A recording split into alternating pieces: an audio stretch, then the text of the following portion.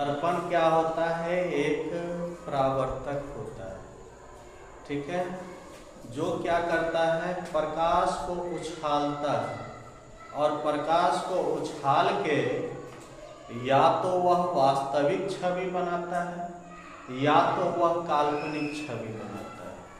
तो उसी को हम क्या कहते हैं? दर्पण कहते हैं। जैसे हमारे पास क्या है? दर्पण, ठीक है, हमारे पास क्या है? दर्पण। और जब प्रकाश इसके परावर्तक सतह पर पड़ती है तो यह प्रकाश को क्या करता है? उछालता है। यानी जैसे परी उसी कोण से यह क्या करता है? उस प्रकाश को लौटा देता है, ठीक है। तो लौटाने के बाद एक इस दर्पण में एक प्रकार का इमेज बनता है, एक प्रकार का तस्वीर बनता है, और वह तस्वीर या तो रियलिटी होता है यानी वास्तविक होता है, या तो वह तस्वीर क्या होता है? काल्पनिक होता है, ठीक है। तो इसी को हम क्या कहते हैं? दर्पण कहते हैं। इंग्लिश में इसको मिरर कहते हैं। और तुम्हारे घर में जो दर्पण होता है, ठीक है, तुम्हारे घर में भी दर्पण है जिसको हम लोग क्या कहते हैं? आईना ना। उसके बाद सैलून में जाओगे तो वहां पे भी दर्पण लगा रहता है, ठीक है। ब्यूटी पार्लर जाओगे वहां पे भी दर्पण रहता है, ठीक है। तो आज हम क्या करेंगे? दर्पण दिखा के तुम लोगों को दर्पण के जो प्रकार हैं उस प्रकार के बारे में क्या करेंगे? बताएंगे, ठीक है। तो अभी मेरे पास क्या है? एक दर्पण है, ठीक। और मेरे पास जो यह दर्पण है, इस दर्पण को हम क्या कहते हैं? क्या कहते हैं? इंग्लिश में इसको प्लेन मिरर कहते हैं, ठीक है। तो समतल दर्पण किसको कहते हैं?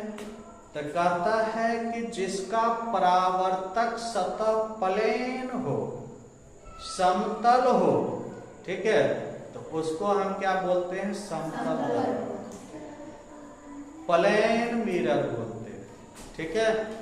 जैसे हमारे पास यह जो दर्पण है, इस दर्पण का जब हम परावर्तक सतह को अपने हाथों से जब छूते हैं तो छूने के बाद हमको ये अनुभव होता है कि इसका परावर्तक सतह बिल्कुल समतल है, बिल्कुल प्लेन है।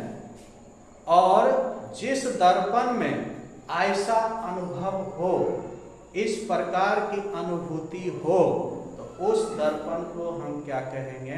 समतल दर्पण। कोई दिक्कत? उसके बाद मेरे पास एक और दर्पण है, ठीक है। तो यह जो मेरे पास दर्पण है, यह गोलीय दर्पण से बना है। किस दर्पण से बना है? गोलीय दर्पण से। क्योंकि गोलीय दर्पण, जिसको इंग्लिश में हम लोग स्फेरिकल मिरर कहते हैं, यह दो प्रकार के होते हैं। एक होता है अवतल दर्पण, जिसको हम कनकेव मिरर कहते हैं। एक होता है उत्तल दर्पण, जिसको हम कन्वेक्स मिरर कहते हैं, ठीक है। तो अभी हम लोगों के हमारे पास दो प्रकार का दर्पण है और यह दोनों गोलीय दर्पण से बना है। किससे बना है? गोलीय दर्पण से बना है, ठीक। और इस दर्पण में हम पहचानने का काम करेंगे कि कौन अवतल दर्पण है और कौन उत्तल दर्पण है, ठीक है। तो जिस प्रकार तुम लोग समझा कि जिसका परावर्तक सतह बिल्कुल प्लेन हो, समतल हो, तो उसको हम समतल दर्पण कहें। तो ठीक उसी प्रकार अवतल दर्पण और उत्तल दर्पण को समझने के लिए दो प्रकार के दर्पण मेरे पास है। तो अवतल दर्पण किसको कहते हैं? तो देखो, कहा जाता है कि जिसका परावर्तक सतह या परावर्तक पृष्ठ धंसा हुआ उसको अवतल दर्पण कहते हैं। तो अब ये दो दर्पण हैं, अवतल और उत्तल दोनों हैं, लेकिन इसमें हम जानने का प्रयास करेंगे कि यह कौन अवतल दर्पण है और कौन उत्तल दर्पण है। ठीक है? तो अवतल दर्पण कहा कि जिसका परावर्तक सतह क्या हुआ? धंसा हुआ। तो अब इसमें हम अपने उंगलियों को रख के अनुभव करने का प्रयास करेंगे कि क्या इसका परावर्तक सतह धंसा है या उभरा है।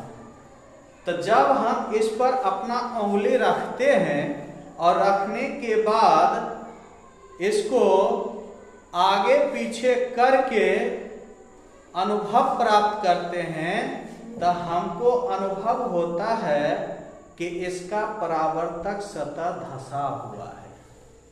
ठीक है? या देखने से भी पता चलता है कि इसका परावर्तक सतह यहां पर हल्का क्या है? धंसा हुआ है। और जब परावर्तक सतह धंसा हुआ है तब यह कौन दर्पण हो जाएगा? अवतल दर्पण। कौन दर्पण हो जाएगा? अवतल दर्पण। और जिसका परावर्तक सतह उभरा हुआ हो तो उसको हम कौन दर्पण कहेंगे? इंग्लिश में उसको कहेंगे कन्वेक्स मिरर। अब इसको हम देखते हैं कि क्या इस दर्पण का परावर्तक सतह उभरा हुआ है कि नहीं। तो हमने देखा, हमने अनुभव किया, तो अनुभव करने के बाद हमको ये पता चल रहा है कि इस दर्पण का परावर्तक सतह उभरा हुआ है। ठीक है? तो जब यह परावर्तक सतह उभरा हो तब उसको हम क्या कहते हैं? उत्तल दर्पण कहते हैं। ठीक है? तो इस प्रकार हम दर्पण को छूकर, दर्पण के परावर्तक सतह को छूकर हम बता सकते हैं कि कौन समतल दर्पण है, कौन अवतल दर्पण है और कौन उत्तल दर्पण है। समझने में किसी को कोई दिक्कत? नहीं। बोलो। नहीं सर।